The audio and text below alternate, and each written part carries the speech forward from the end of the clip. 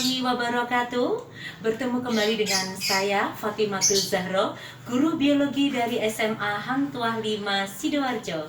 Hai anak-anakku semuanya, semoga kalian tetap sehat, tetap semangat meskipun harus mengikuti pembelajaran dari rumah.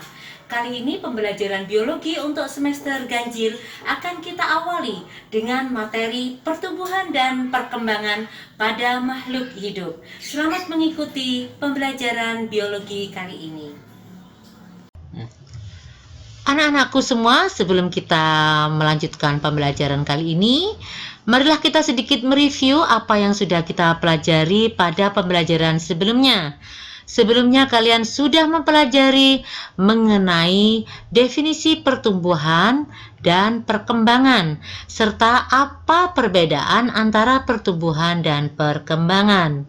Selanjutnya, kalian juga sudah mempelajari mengenai tahapan-tahapan pertumbuhan dan perkembangan, terutama pada tumbuhan. Dimulai dari tahap pertumbuhan awal atau perkecambahan, kemudian dilanjutkan tahap pertumbuhan primer, dan tahap pertumbuhan sekunder.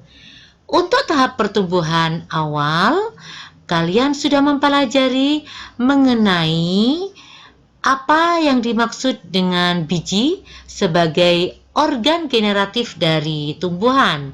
Kemudian bagaimana struktur biji monokotil dan struktur biji dikotil. Selanjutnya kita akan memasuki pembahasan mengenai perkecambahan. Dan bagaimanakah proses dari perkecambahan ini?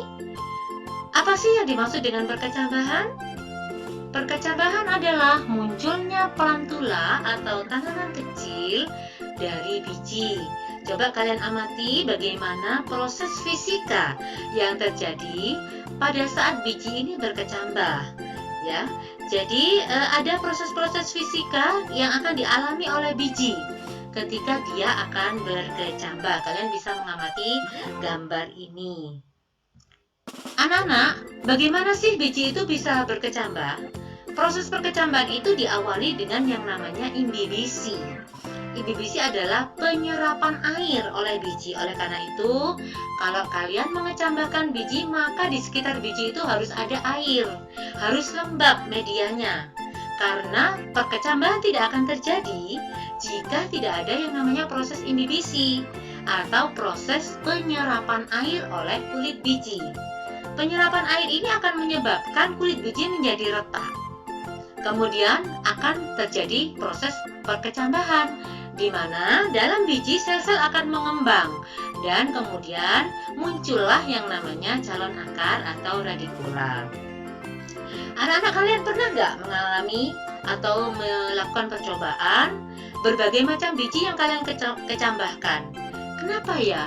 Biji satu dengan biji lain itu berkecambahnya itu berbeda-beda. Waktu untuk perkecambahannya, misalnya biji kacang hijau berkecambah dengan cepat, tetapi biji cabai atau biji tomat itu berkecambahnya itu agak lambat. Kenapa ya? Hal ini dipengaruhi oleh yang namanya faktor dormansi atau masa beristirahat bagi biji. Jadi biji itu sebelum berkecambah akan mengalami yang namanya fase dormansi atau fase istirahat, di mana fase dormansi ini akan berbeda-beda antara biji satu dengan biji yang lain. Bagaimana ya cara memecahkan fase dormansi? Dormansi ini bisa dipecahkan anak-anak dengan melakukan beberapa cara. Misalnya, untuk mengecambahkan biji terlebih dahulu harus direndam air selama 1 malam, atau kulitnya harus digesek dengan amplas supaya permukaan kulit biji itu menjadi lebih tipis, sehingga proses imbibisinya akan menjadi lebih cepat. Gitu ya anak-anak. Oke, ada 2 macam atau 2 tipe perkecambahan. Yang pertama adalah perkecambahan epigeal, dan yang kedua adalah tipe perkecambahan hipogeal. Coba kalian amati gambar dari perkecambahan epigeal dan perkecambahan hipogeal ini. Apa ya bedanya ya? Coba diamati apa perbedaannya? Anak-anak, oke? Sudah menemukan apa perbedaannya? Yang pertama, coba kalian amati di manakah letak kotiledonnya. setelah terjadi perkecambahan. Pada perkecambahan epigeal, kotiledon pada biji itu akan ikut terangkat ke atas permukaan tanah, sehingga letak kotiledon pada tipe perkecambahan epigeal ini berada di atas permukaan tanah. Sedangkan pada perkecambahan bertipe hipogeal, kotiledon akan tetap berada di bawah permukaan tanah. Mengerti ya anak-anak? Jadi perbedaan yang pertama adalah letak kotiledonnya, di mana pada perkecambahan epigeal kotiledon ada di atas permukaan tanah, sedangkan pada perkecambahan hipogeal kotiledon tetap berada di bawah permukaan tanah. Oke, perbedaan yang kedua sekarang. Coba kalian amati bagaimanakah hipokotil dan epikotil. Di manakah letaknya hipokotil dan epikotil? Kalau kalian belum mengerti mengenai epikotil, epikotil adalah daerah di mana ada pemanjangan batang di atas kotiledon. Itu namanya epikotil. Sedangkan hipokotil adalah daerah pemanjangan batang di bawah kotiledon. Coba sekarang kalian amati. Pada perkecambahan epigeal dan hipogeal, di manakah letak epikotil dan hipokotilnya? Kalian tahu? Oke. Untuk perkecambahan epigeal, hipokotil itu berada di bawah permukaan tanah, sedangkan epikotilnya berada di atas permukaan tanah. Sedangkan untuk perkecambahan hipogeal, baik epikotil maupun hipokotil itu tetap berada di bawah permukaan tanah. Oke anak-anak, selanjutnya apa ya yang dimaksud dengan pertumbuhan primer? Pertumbuhan primer ini terjadi karena adanya aktivitas di jaringan apikal atau meristem primer. Pertumbuhan ini terjadi di ujung batang atau ujung akar, di mana akibat pertumbuhan primer ini, batang atau akar dari tumbuhan itu akan mengalami pemanjangan ukuran. Di mana pertumbuhan ini akan terjadi di 3 tahap atau di 3 daerah, yaitu daerah pembelahan atau proliferasi, daerah pemanjangan atau elongasi, dan daerah diferensiasi, seperti yang bisa kalian amati di gambar akar ini. Selanjutnya, apa sih yang disebut dengan pertumbuhan sekunder? Pertumbuhan sekunder ini terjadi pada batang ya anak-anak, terutama batang tanaman dikotil. Di mana pertumbuhan ini terjadi akibat adanya aktivitas dari kambium yang menyebabkan ukuran batang itu akan membesar dan lingkaran tahun pada batang akan bertambah. Apakah kalian pernah mengamati batang yang sudah ditebang? Maka kita lihat di situ ada lingkaran-lingkaran tahunnya. Semakin banyak lingkaran tahun, berarti batang tersebut semakin tua umurnya.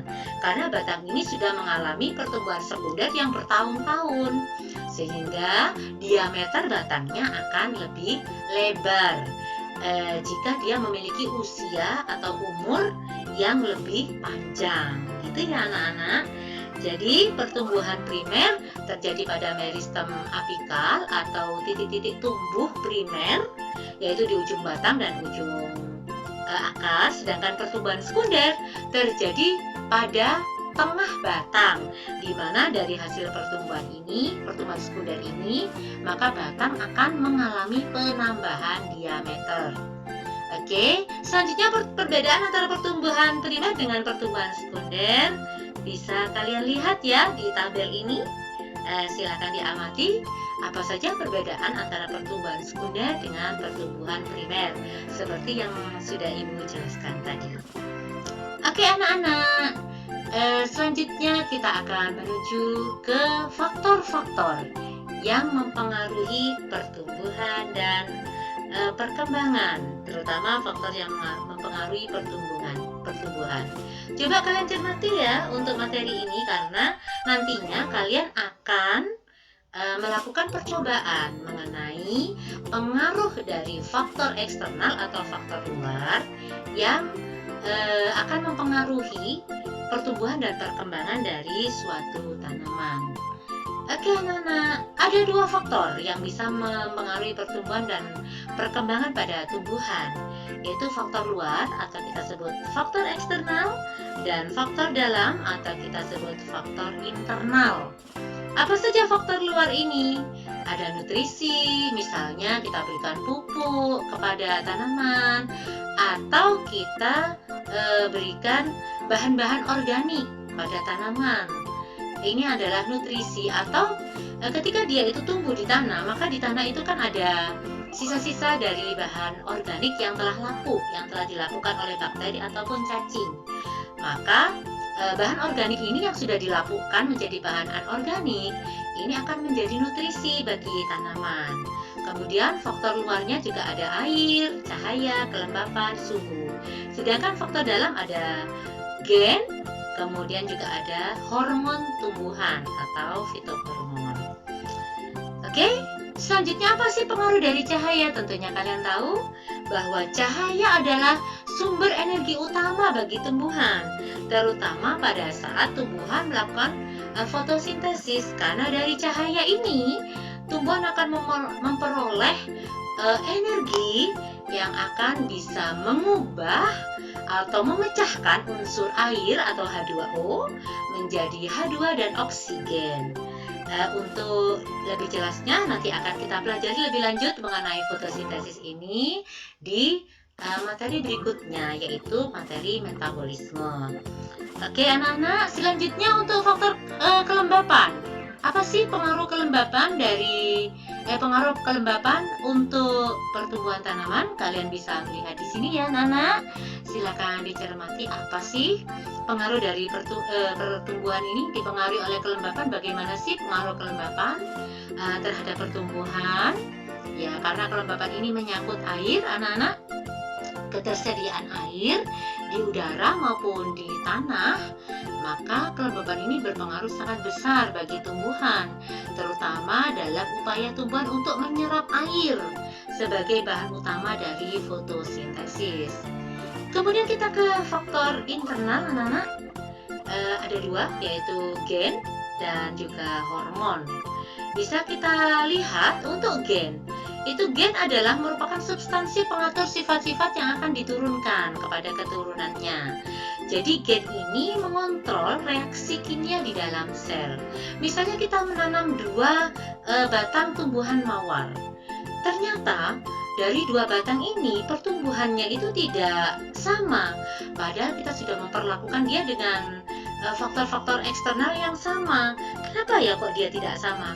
Yang satunya mengalami keterlambatan pertumbuhan, tetapi yang satunya mengalami kecepatan pertumbuhan. Lah ini kemungkinan disebabkan oleh gen yang berbeda. Ada faktor dalam, meskipun faktor luarnya sudah kita upayakan sedemikian rupa, tetapi kalau faktor internalnya ternyata tidak sama, gennya ternyata tidak sama, maka akan terjadi perbedaan pertumbuhan. Sedangkan yang kedua, faktor internal yang mempengaruhi pertumbuhan adalah hormon. Hormon ini merupakan suatu regulator atau zat yang bisa mempercepat pertumbuhan dan sangat esensial bagi tanaman. Hormon ini sebenarnya diproduksi sendiri oleh tumbuhan, tetapi kadang-kadang hormon ini juga bisa kita berikan dari luar. Jadi hormon ini bisa merupakan faktor internal, bisa juga merupakan faktor eksternal. Jika kita melihat bahwa pertumbuhan tanaman ini ternyata lambat, maka kita bisa memberikan tambahan hormon ke dalam tanaman melalui hormon buatan yang sudah diproduksi oleh perusahaan-perusahaan memproduksi hormon tumbuhan. Oke anak-anak, ada 7 macam hormon tumbuhan. Yang pertama adalah auksin, kemudian giberelin, sitokinin, kemudian asam absisat, kemudian etilen, dan traumalin, serta kalin.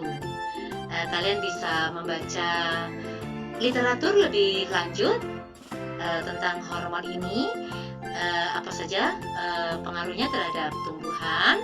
Dan yang bisa saya berikan tambahan adalah untuk hormon kalin.